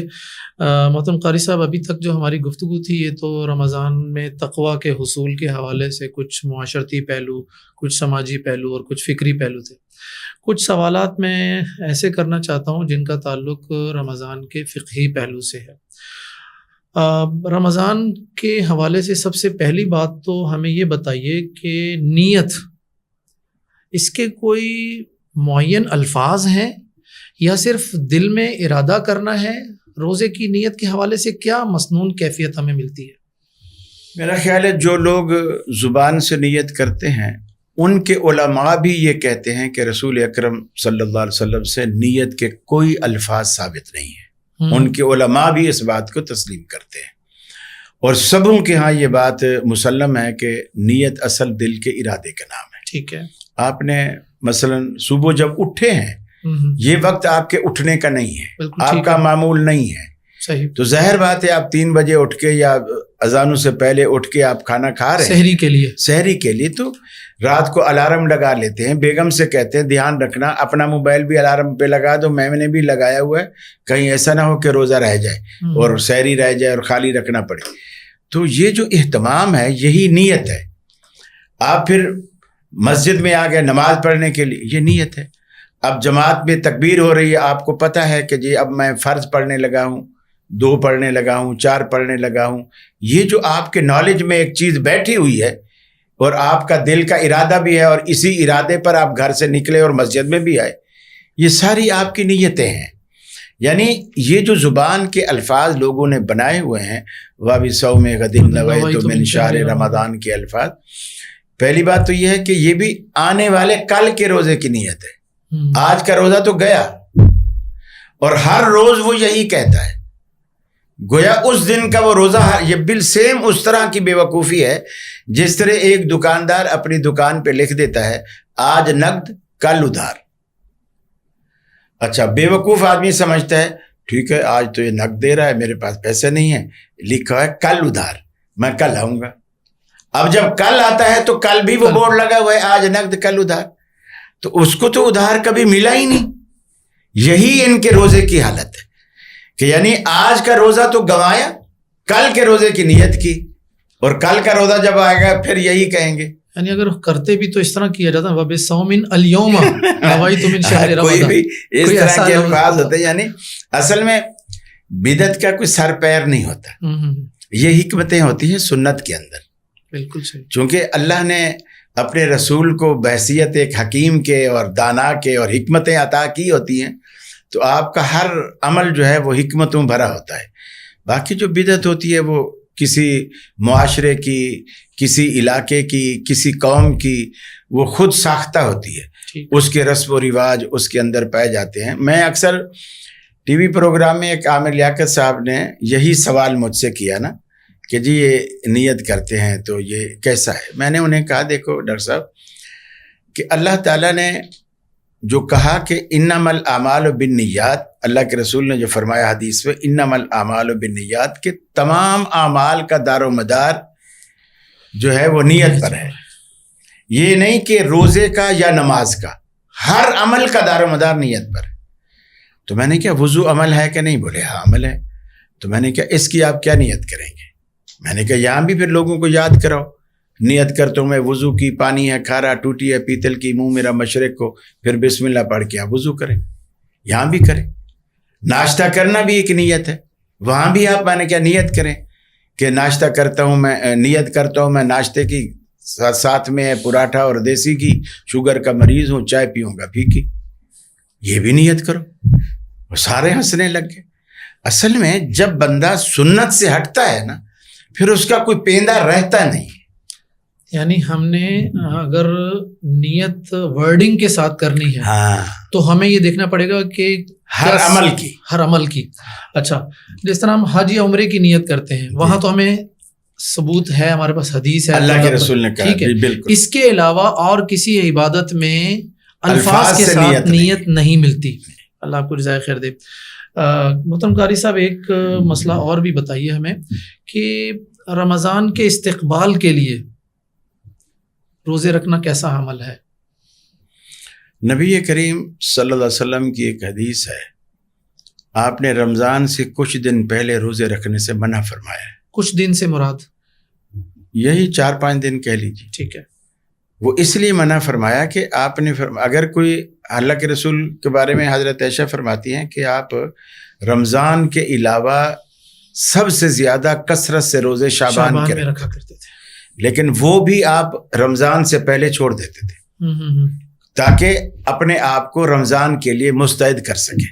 15 رمضان سے پہلے چھوڑ دیتے, اور تاکہ آپ انرجی اپنے اندر پیدا کر لیں اور رمضان کے لیے آپ تیار ہو جائیں. یہ استقبال رمضان کے صرف روزے, استقبال رمضان کے پروگرام, استقبال رمضان کے دروس, میں سمجھتا ہوں یہ بدعت آج ہمارے اندر بھی آ گئی. یہ کچھ بھی حدیث سے ثابت نہیں کہ رمضان کے استقبال میں درس رکھو, کانفرنس استقبال رمضان کے نام سے رکھو, کچھ بھی نہیں. لیکن لوگوں کو ترغیب دلانے کے لیے لوگوں کو جمعہ ہے, آپ جمعہ میں ترغیب دیں. آپ اللہ کے رسول جب آخری شعبان کی غالباً آخری دن تھے یا آخری جمعہ تھا یا آخری رات تھی, رمضان آنے والا تھا, تو آپ نے کہا کہ لوگوں تم پر ایک ایسا مہینہ آنے والا ہے. بالکل, بڑی طویل حدیث ہے. جی جی جی جی بالکل. تو آپ اس طرح ترغیب دیں لوگوں کو. یہ درس اور جلوس اور درس, یہ کانفرنسیں اور یہ اشتہار اور سیمینار, یہ استقبال رمضان کے نام سے, اصل میں یہ وہی چیز ہے کہ ہم بھی کسی سے کم نہیں ہیں. ہم بھی کسی بدعت اسی طرح جنم لیتی ہے. آپ ہمیں اسی لیے اچھے لگتے ہیں کہ آپ بالکل سیدھی سیدھی بات کرتے ہیں. جزاک اللہ, اللہ خوش رکھے. کہ ہم بھی کسی سے کم نہیں ہیں. یہ اب ایک وقت تھا, ایک طبقے نے اپنی مسجدوں میں ایک طرف یا اللہ, ایک طرف یا محمد لکھنا شروع کر دیا. ٹھیک ہے. دوسرا جو تھوڑا سا کچھ اہل توحید تھا, انہوں نے کہا یار یا ندائیہ کلمات ہے, ندائیہ الفاظ ہیں, اس کو ہٹا دیا جائے, اس کو ہٹا دیا جائے, اللہ محمد رہنے دیا جائے. لیکن میں سمجھتا ہوں فرق کچھ بھی نہیں ہے. جس نے یا اللہ یا محمد لکھا تھا اس نے اسی نظریے سے لکھا تھا کہ دنیا چلی انہی دو ہستیوں پر ہے. ٹھیک ہے. یہ دو ہستیاں دنیا چلا رہی ہیں. پھر کسی نے تو واضح لفظوں میں کہہ دیا محمد نہ ہوتے تو دنیا نہ ہوتی. بالکل. انہوں نے یا کے کلمات ہٹا کے اس کو پھر بھی مانا کہ دنیا چل انہی دو ناموں پہ رہی ہے. بات وہی ہو گئی. بات وہی ہے. تو یہ جو ہمارے اندر وہ اصل میں اخلاق کی جرت نہیں ہے, اس کو ہم کھو چکے ہیں. اخلاق کی جرت ہونی چاہیے. اور توحید کو تو توحید تو دیکھو ہمارا ہماری پہچان ہے, اصل پہچان ہے. اور اس کے بغیر تو نہ دنیا ہے نہ آخرت ہے, کچھ بھی. یعنی رمضان کے استقبال میں روزے نہیں رکھنے ہم نے. استقبال میں کوئی روزہ نہیں, بدعت ہے, صریحاً بدعت. یہ جو آخری ایک دن یا 29واں یا شک کے دن جو روزہ آ جاتا ہے, مطلب آخری 29 تاریخ ہے, بادل چھائے میں, تو ایسی کیفیت میں شریعت ہمیں کیا بتاتی ہے؟ بالکل, رسول اکرم صلی اللہ علیہ وسلم نے اس ابہام کو بھی ختم کیا. صحابہ کرام سے کہا کہ 29 کو چاند دیکھو, اگر تمہیں چاند نظر آ جائے تو اچھی بات ہے, اگلے دن. اگر رمضان کا چاند ہے تو روزہ رکھو, عید کا چاند ہے تو اگلے دن عید کرو. ٹھیک ہے. فَإِنْ غُمَّ عَلَيْكُمْ, اگر تم پر بادل چھا جائیں تو پھر فرمایا کہ 30 دن پورے کر لو. اچھا ٹھیک. پھر تم نے قیاس رائیاں نہیں کرنی, صحیح صحیح, بس آرام سے 30 دن پورے کر لو. اب اگلا دن 30واں دن ہے, یہ پورے ہو گئے. اب ہم نے جب اگلے دن بادل نہیں تھے, چاند نکلا تو ہم نے دیکھا یار یہ پہلی کا نہیں لگ رہا, یہ 2 کا لگ رہا ہے. لگتا ہے کل نکلا تھا, بادلوں کی وجہ سے ہمیں نہیں آیا, ہمیں نظر نہیں آیا. نبی کریم صلی اللہ علیہ وسلم نے اس شک کو بھی رفع فرمایا. آپ نے فرمایا جب 29 کو تمہیں نظر نہیں آیا تو تم نے 30 دن پورے کرنے ہیں. اگلے دن جب چاند نظر آئے تو پھر تم نے یہ قیاس رائیاں نہیں کرنی کہ یار لگتا ہے ہمارا ایک روزہ ضائع ہو گیا. بالکل صحیح. کہ بھی یہ موٹا چاند ہے تو لگتا ہے دوسری کا ہے, لگتا ہے تیسری کا ہے. نہیں, اب یہ پہلی ہی کا ہے, اور اللہ کی نظر میں بھی پہلی کا ہے, اور وہ تمہارا روزہ بھی پہلی کا ہے. اس لیے کہ تم نے رسول اللہ کے فرمان کے مطابق اس شک کو پہ عمل کیا ہے جو آپ نے فرمایا 30 دن پورے کر لو, آپ نے پورے کر. اللہ آپ کو جزائے خیر دے. محترم قاری صاحب, ایک اسی سے ریلیٹڈ ایک اور بھی سوال ہے. ہمارے عوام جو ہیں وہ سارے کے سارے جو ہے نا عمومی طور پر ہر بندہ جو ہے نا وہ مجتہد, ہر بندہ اجتہاد کرتا ہے, فتوے دیتا ہے. کیا یہ ذمہ داری حکومت وقت کی نہیں ہے چاند کے اعلان کے حوالے سے؟ اگر حکومت وقت اپنے اعلان میں صحیح ہے تو الحمدللہ, اگر وہ غلط ہے تو اس میں میرا یا آپ کا یا عوام کا اس میں کوئی ان کے اجر میں یا ان کے اوپر کوئی وبال یا کوئی ایسی کیفیت آتی ہے؟ حکومت وقت میں سمجھتا ہوں اس لیے بھی بہتر ہے کہ حکومت نے اس وقت کوئی دھونس دھاندلی یا زبردستی سے یہ کام نہیں کیا ہوا. ٹھیک ہے. رویت ہلال کمیٹی کے اندر اہل حدیث بھی شامل ہیں, دیوبندی شامل ہیں, بریلوی شامل ہیں, شیعہ شامل ہیں. بالکل صحیح. تو گویا ہر مسلک کے نمائندے شامل ہیں. بالکل ٹھیک ہو گیا. اگر اس میں ان کے مسلک کے مطابق کوئی شرعی قباحت آ رہی ہے اس وقت وہاں بتائیں. ٹھیک ہے. اس وقت وہاں بتائیں کہ, اور میں سمجھتا ہوں کہ جس طرح اعلان ہو رہا ہوتا ہے, ہم یہاں بیٹھے کہہ رہے ہوتے ہیں کہ میاں 9 بج گئے ابھی تک اعلان نہیں ہوا, اب 9:10 پہ اعلان ہو گیا. ہر بندہ کہہ رہا ہوتا ہے یہ 9 بجے کون سا چاند نکل آیا ہے, کہاں سے نکل آیا ہے. اصل میں وہ چاند نہیں نکلتا, وہ جو شہادتوں کا جو ایک شرعی بالکل معیار ہے اس کو وہاں سے شہادت آ رہی ہے. وہاں سے پہلے وہ جو ذیلی کمیٹیاں ہیں وہ شہادت اس علاقے کی ملتان میں جائے گی, جو ملتان والوں نے دیکھا ہے وہ اس معیار کو دیکھیں گے, گواہی دینے والا کون ہے, کس نے دیکھا ہے, کتنوں نے دیکھا ہے. پھر وہ مرکزی رویت ہلال کمیٹی کو بتائیں گے. یہ تھوڑا سا کسی اور شہر سے بھی انتظار کریں گے. یعنی اس پروسیس میں تاخیر ہو رہی ہے. جی, اس پروسیس میں تاخیر ہوتی ہے. یہ نہیں ہوتا کہ اب 9:30 بجے کون سا چاند نظر آیا. بالکل ہمیں اس کو ماننا چاہیے, اس کو فالو کرنا چاہیے. یعنی حکومت نے جو اناؤنس کیا ہم اس کو فالو کریں. اس کو فالو کریں. حکومت صحیح ہے یا غلط ہے, دونوں صورتوں میں. دیکھیے اس کی مثال یہ ہے, رسول اکرم صلی اللہ علیہ وسلم نے مدینے میں چاند دیکھا عید کا. ٹھیک ہے. نظر نہیں آیا.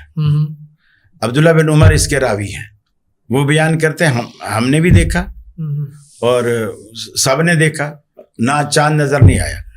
اگلے دن گویا 30واں روزہ اللہ کے رسول نے رکھ دیا. ٹھیک ہے. کسی قبیلے میں جو اتنا دور تھا کہ وہ کل رات مغرب کو انہوں نے چاند دیکھا اور وہ اونٹوں پہ بیٹھ گئے. ٹھیک ہے. اور اونٹوں پہ سفر کرتے کرتے کرتے مدینے پہنچے اگلے دن ظہر کو, ظہر یا عصر کے درمیان ایسا کوئی ٹائم تھا. ٹھیک ہے. اس وقت پہنچے اور وہ اس لیے آئے کہ ہم عید اللہ کے رسول کے پیچھے پڑھیں گے. اچھا, صحیح صحیح. لیکن ان کو یہ معلوم نہیں تھا کہ مدینے میں روزہ ہے. روزہ ہے. مدینے میں چونکہ چاند نظر نہیں آیا. اچھا, اب اللہ کے رسول نے اعلان کیا. اب رسول اللہ علیہ وسلم کی حیثیت ایک رسول کی بھی ہے, سرکار کی بھی ہے. بالکل. آپ ریاست کے سربراہ بھی ہیں. بالکل صحیح. بالکل. آپ نے ایک اعلان فرمایا, سارے صحابہ کو مدینے میں اعلان کروا دیا کہ روزہ کھول دو. اچھا. جو وفد آیا تھا وہ روزے سے نہیں ہے. صحیح. چونکہ وہ عید کی نیت کر کے عید کا چاند دیکھ کر آیا.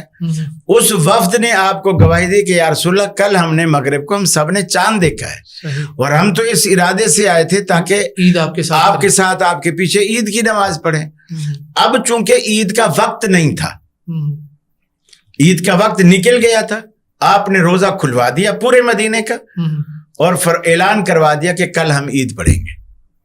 گویا عید کو اگلے دن قضا کیا. اللہ اکبر, کتنی زبردست 2 شوال طریقے سے یہ بات کلیئر کی ہے. 2 شوال کو آپ نے اس کو عید کی نماز ادا کی. یہ حکومتی اعلان تھا اور کسی نے نہیں کہا ہم تو 1 شوال کو ہی پڑھیں گے. نہیں, یہ مخالفت کا ہمیں حاصل نہیں. میرے قابل احترام سامعین, محترم قاری صاحب نے بہت زبردست پوائنٹ بتایا ہے. حکمرانوں کے حوالے سے اور حکومت کے حوالے سے ہمارا ایک منہج کیا ہے اور ہمارا موقف کیا ہونا چاہیے. اس میں ان کی رائے صحیح ہے یا غلط ہے, ہم اس بات کے مکلف ہیں کہ ہم نے اس کو فالو کرنا ہے. ٹھیک ہے. محترم قاری صاحب یہ بتائیے کہ سحری کا وقت کب سے شروع ہوتا ہے اور کب تک رہتا ہے؟ ہمارے بہت سارے ساتھی ایسے ہیں جو عشاء کے بعد سحری کر کے سو جاتے ہیں, پھر فجر میں اٹھتے ہیں. کیا ان کی سحری ہو جاتی ہے یا آخر میں ہی؟ سحری ہو جائے گی, خلاف سنت ہوگی. یہ بالکل ایسے ہے جیسے غالباً امام احمد بن حنبل رحمہ اللہ سے کسی نے پوچھا کہ جی رفع الیدین کے بغیر نماز ہو جائے گی؟ انہوں نے فرمایا کہ نماز ہو جائے گی, رسول اللہ کے طریقے کے مطابق نہیں. زبردست. تو سحری ہو جائے گی, ظاہر بات ہے روٹی تو پیٹ میں جا ہی رہی ہے, سحری ہو جائے گی, لیکن وہ روزہ سنت کے مطابق نہیں کہنا. وقت ختم ہو گیا اور وہ اجر والا وقت نہیں ہے. ہاں, سنت کے مطابق اگر ہم کرتے نا, ٹھیک ہے, تو پیٹ تو اس سے بھی بھر رہا ہے, پیٹ اس سے بھی بھرتا, لیکن یہ اجر سے بھرپور ہے، وہ اجر سے خالی ہے. ٹھیک. اچھا محترم قاری صاحب، ایک ہمیں سوال اور بہت سننے کو ملتا ہے سوشل میڈیا پر بھی کہ اہل حدیث وقت سے پہلے افطاری کر لیتے ہیں، جلدی افطاری کر لیتے ہیں. اس بات میں کتنی حقیقت ہے؟ 100% غلط ہے، اس لیے کہ اہل حدیث ہی وہ مسلک ہے جو ان مسالک میں سے صرف وقت پر افطاری کرتا ہے.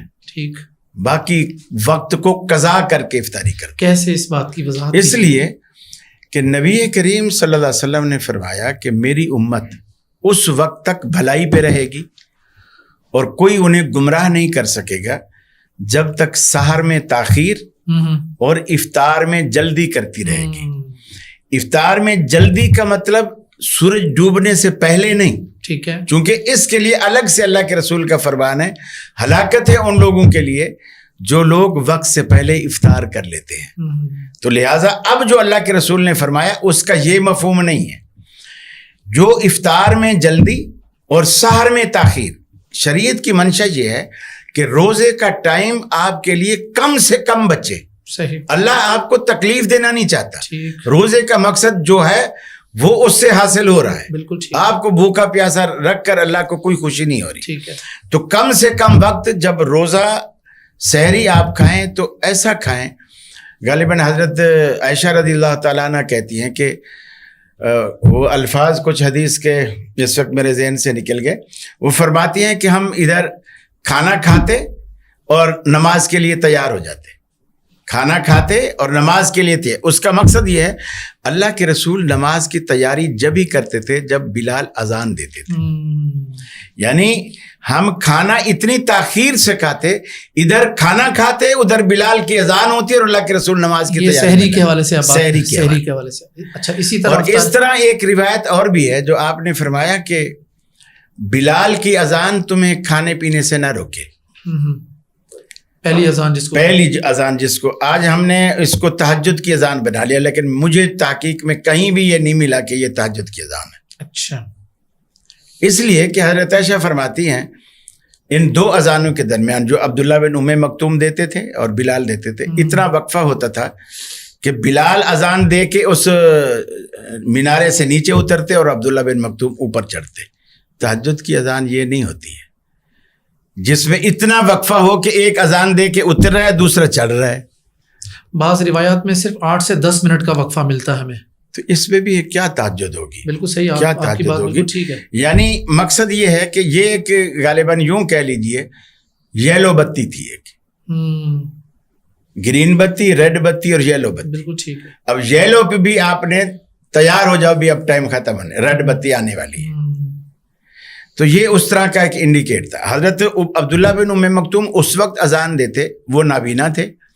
جب مسجد والے اسے کہتے بھائی عبداللہ ٹائم ہو گیا اذان دو، اور بلال خود جا کر اذان دیتے تو وہ کچھ منٹ پہلے دیتے، اور ان کو جب لوگ کہتے تو دیتے، اور جب سارے لوگ کہنے لگ گئے تو اتنی گواہیاں بھی آ گئیں. میں صبح صادق دیکھنے میں دھوکہ کھا گیا، آپ نہیں کھائے، یہ سارے انہوں نے دھوکہ نہیں کھا لیا. اب لوگ انہیں کہتے اذان دیتے، وہ اذان دیتے. تو آپ نے فرمایا عبداللہ بن ام مکتوم کی اذان تمہیں روکے کھانے پینے سے، بلال کی اذان تمہیں نہ روکے.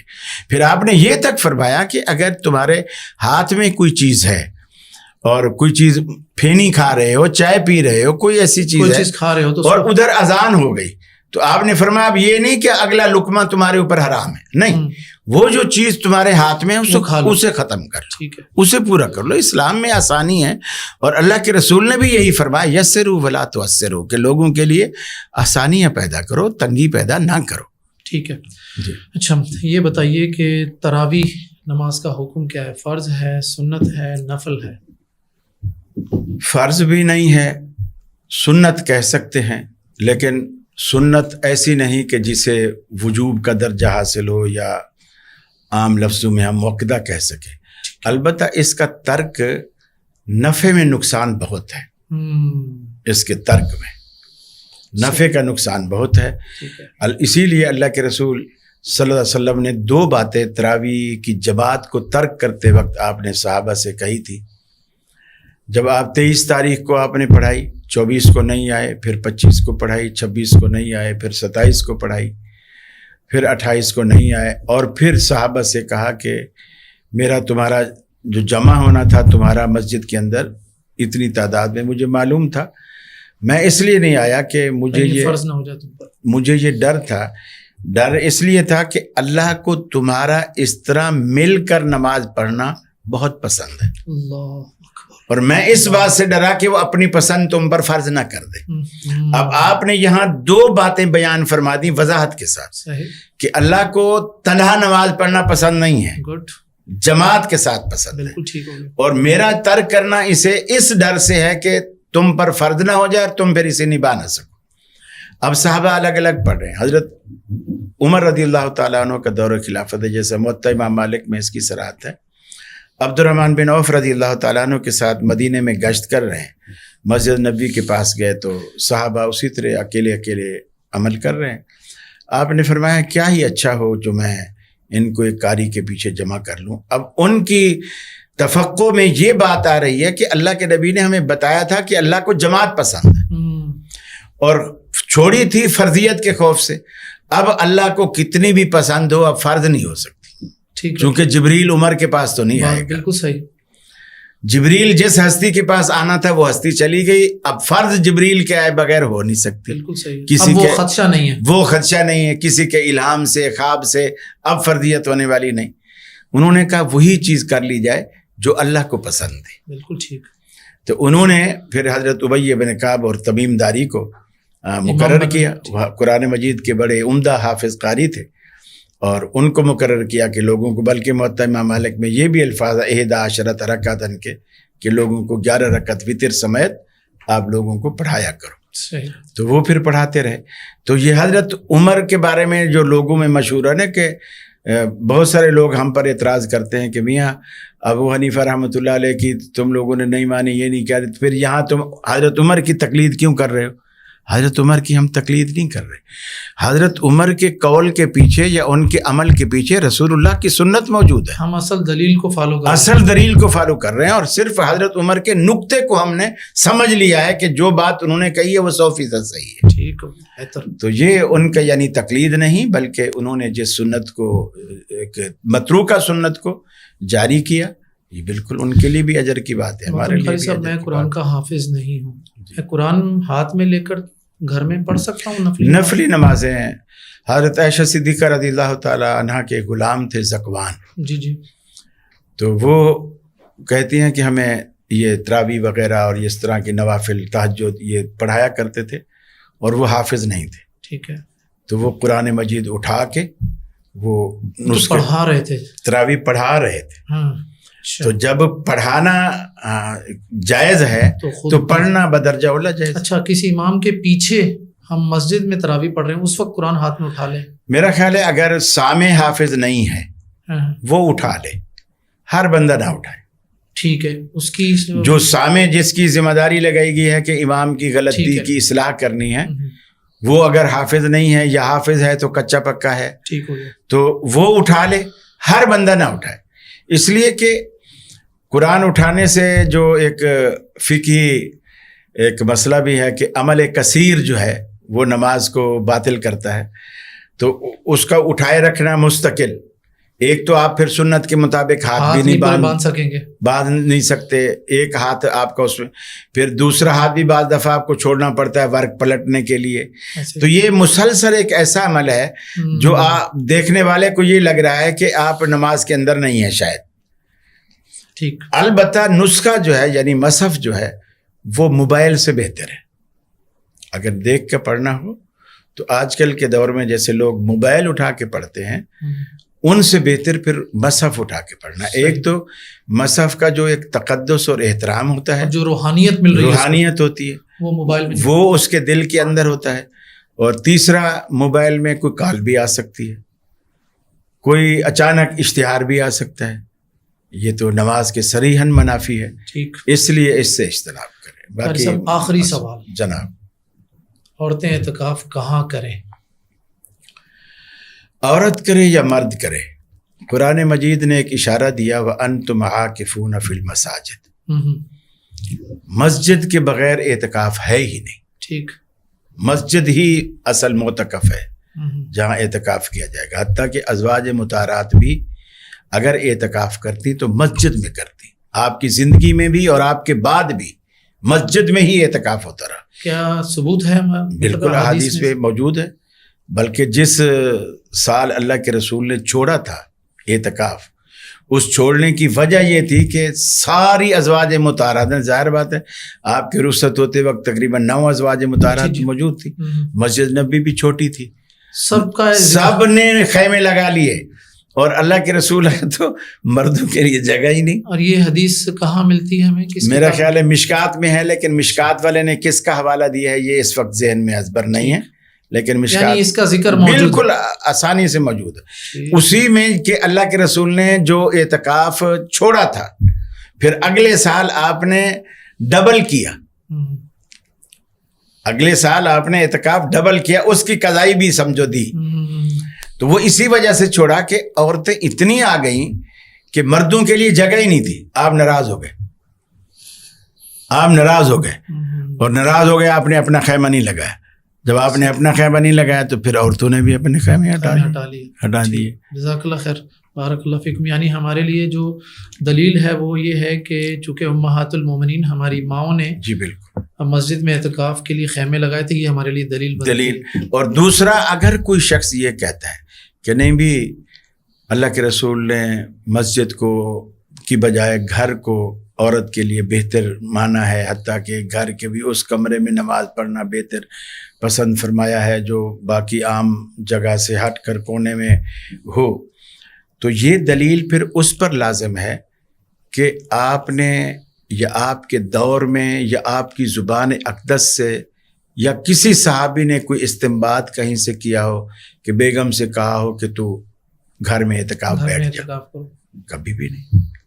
یعنی اس کے برخلاف ہمیں یہ ذکر کہیں نہیں ملتا کہ کسی خاتون صحابی نے گھر میں اعتکاف کیا. یہ ملتا ہے کہ مسجد میں کیا اعتکاف. اور پھر یہ بھی کہ اعتکاف کی حالت میں جو امور اس کو نہیں کرنے، اعتکاف کی حالت میں یہ سب سے اہم نقطہ ہے، جو امور اس کو نہیں کرنے نا، وہ مسجد میں بیٹھ کر تو اس سے بچ سکتی ہے، گھر میں بیٹھ کر نہیں بچ سکتی.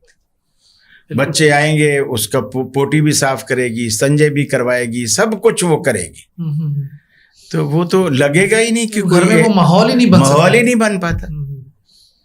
تو جیسے ٹیوشن بچے کو گھر میں لوگ، پیسے والے لوگ ٹیوشن پڑھاتے ہیں بچے کو گھر میں اور مدرسے میں نہیں بھیجتے، لیکن وہ جو بچے کو جو ماحول مدرسے میں ملتا ہے نا، گھر میں تو وہ استاد جی سے نیکر پہن کر بھی پڑھ لیتا ہے، قرآن پڑھ لیتا ہے چڈی پہن کر. جس طرح سائنس ٹیچر سے پڑھا ہے، انگلش والے سے پڑھا ہے، اسی طرح اس سے بھی پڑھ لیا اس نے. لیکن اس کو جو ماحول مسجد میں ملتا ہے نا، مدرسے میں ملتا ہے، باقی بچوں کو دیکھتا ہے.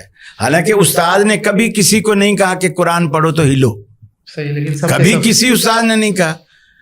لیکن بچے کے سامنے آپ سپارہ رکھ دو، پڑھے گا اور ہلے گا.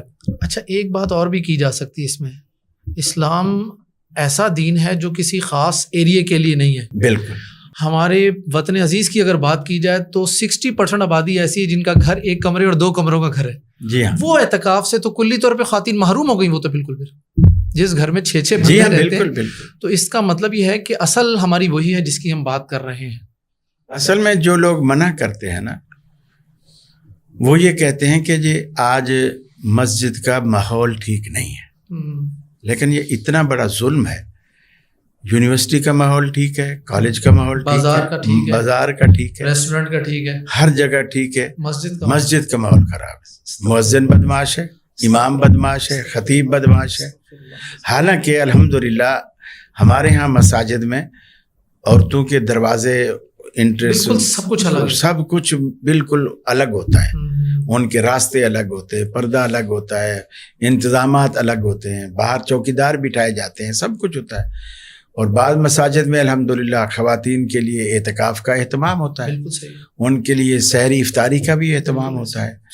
تو ان سے فائدہ اٹھانا چاہیے میرا خیال ہے خواتین. البتہ ہم یہ کہہ سکتے ہیں جس طرح مردوں پر مسجد کی حاضری فرض ہے، عورتوں پر مسجد کی حاضری فرض نہیں. ٹھیک ہو گیا، یہ بہتر ہوگا. میں سب سے پہلے تو محترم قاری صاحب آپ کا شکریہ ادا کرتا ہوں، اور اس کے بعد میں اپنے سامعین سے مخاطب ہونا چاہتا ہوں.